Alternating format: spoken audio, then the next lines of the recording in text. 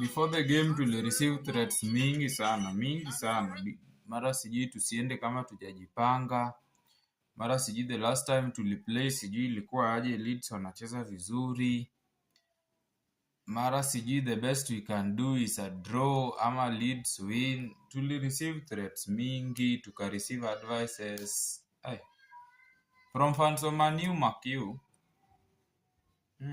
Yeah. Kwa from fans of Man U.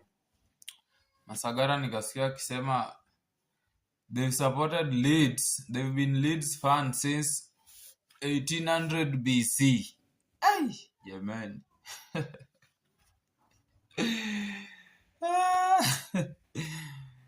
Sasa yani anakaza Man U tena narudi kukazia Leeds. Sure. Si mtu ukishakuwa na Man U na ushajua Man U na perform, just be with your Man U. There is no need of kuja kusupport Leeds then una lose. Yani unataka unakaza mbona, yet you have Fulham ya kukazia. So akasema at the best Arsenal can do is a draw ama Leeds will do it. Sasa after game nimeingia hivi internet, sasa naangalia hata vitu hao watu walikuwa wanatupea advice wamesema tena sipati.